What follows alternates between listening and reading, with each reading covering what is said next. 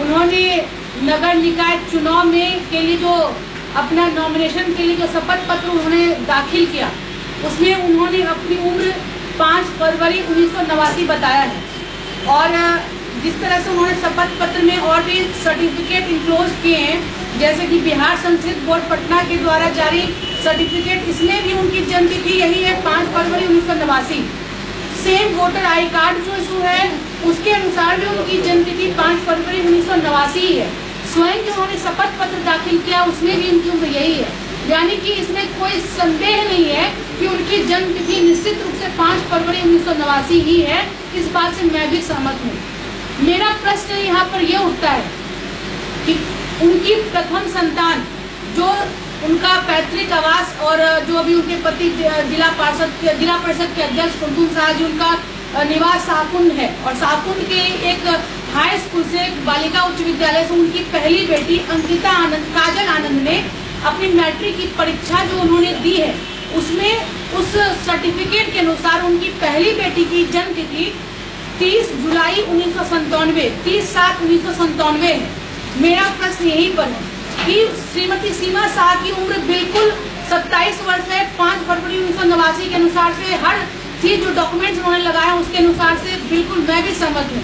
लेकिन आप सब लोग, मैं आपको जानकारी देना चाहती हूँ कि उनकी बेटी की जन्म तिथि के अनुसार उन्होंने मात्र 8 वर्ष की आयु में उनको प्रथम बच्ची संतान के रूप में एक पुत्री की प्राप्ति हुई। तो क्या ऐसा संभव है कि कोई 8 वर्ष की आयु में कोई बच्चे को जन्म दे सकती कोई स्त्री? मुझे लगता है, मैं भी एक स्त्री हूँ, ऐसा संभव नहीं है। दूसरी बात, उन्होंने जो शपथ पत्र में अपने 5 संतानें होंगी और 5 संतानों का जो उन्होंने जिक्र किया है उसके अनुसार प्रथम संतान 2004 में, द्वितीय और तृतीय वो जुड़वा उन्होंने बताया है 2005 में, चतुर्थ 6 में और पंचम 2007 में, यानी कि 2004 से 7 वर्ष की अवधि में उन्हें कुल 5 संतान की प्राप्ति होती है, जो यहाँ पर भी उन्होंने अपने बच्चों की जन्म तिथि को छुपाया है। तीसरी बात, 18 वर्ष की आयु में एक स्त्री कुल 5 बच्चे को जन्म देती है और वो श्रीमती सीमा शाह के शपथ पत्र के अनुसार 2004 से 7, यानी कि उनके 18 वर्ष की आयु में वो 5 बच्चे होते हैं। और जो आप डेट ऑफ बर्थ जो देखिएगा, 1/4/2004, 5/4/2005, 10 मार्च 2006, 26 जून 2007, यानी कि 11 महीने के अंतराल में उन्होंने अपने पांचों बच्चों को दिखाया है। ये भी मुझे लगता है ये असंभव तो नहीं कर सकते, लेकिन ऐसी जानकारी आज तक मुझे नहीं है कि इतने 11 महीने में लगातार 11 महीने के बाद 5 संतान होती है। और इसमें भी उन्होंने कहीं ना कहीं से अपने बच्चों के जन्म तिथि को उन्होंने छिपाया है।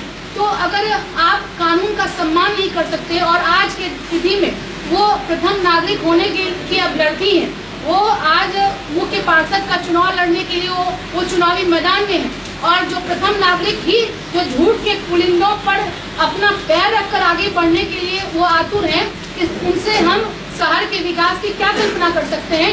मेरा यही सवाल है। मैं और सारे डॉक्यूमेंट्स के साथ मैंने जो आप सबों को भी उपलब्ध कराया है, इसमें आप देखेंगे कि सारे जो भी बातों को मैं यहाँ पर रख रही हूँ वो तथ्य के साथ, डॉक्यूमेंट्स के साथ, सर्टिफिकेट के साथ वो आपको भी उपलब्ध कराया गया है।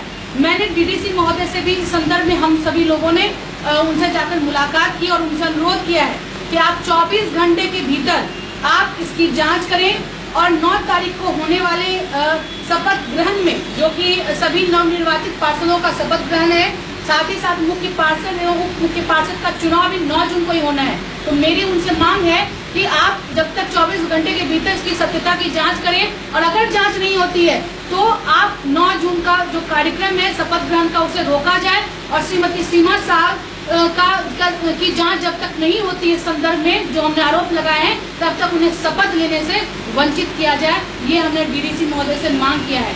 साथ ही साथ इस आशय का आवेदन हमने चुनाव आयोग को और अन्य पदाधिकारी को भी हमने यहाँ पर दिया है, उपलब्ध कराया है। और हाँ, अभी जिलाधिकारी नहीं है उनके, मतलब कि उन्होंने अपना सारा चार्ज भी डीडीसी को दिया है, उस नाते अभी वही प्रभारी हैं, तो उनको हमने दिया है। और अन्य जो भी लोग हैं उनको भी हमने इस आशय का पत्र आवेदन हमने उपलब्ध कराया है। सबसे बड़ी बात है कि ऐसी जानकारी जो तथ्य को छुपाया गया, क्या वो इस पद को के लिए एक तो वो निर्वाचित होकर आई हैं। जब वो चुनाव लड़ने गई मैदान में, उस समय भी चुनाव निर्वाचन कार्य में जितने अधिकारी लगे थे, उनका भी फर्ज उस समय बनता था कि वो सही से इन बातों की वो जांच करें।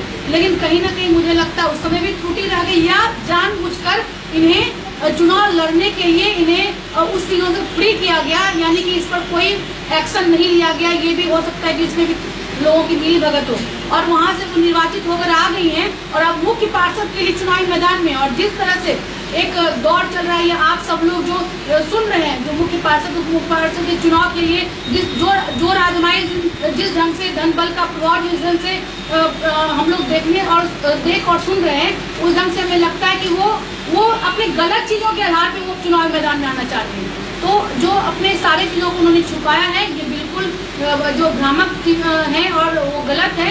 इस पर सरकार भी कार्रवाई करे। निर्वाचन में जो जितने अधिकारी, प्रभार में जो जिला पदाधिकारी, वो भी इस पर जल्द से जल्द कार्रवाई करें। यही हमारी मांग है, और आप लोग के माध्यम से हम चाहते हैं कि इसकी पुरजोर आवाज आप लोग भी उठाएं। अपने 24 घंटे में जांच नहीं हुआ, 9 तारीख को चुनाव का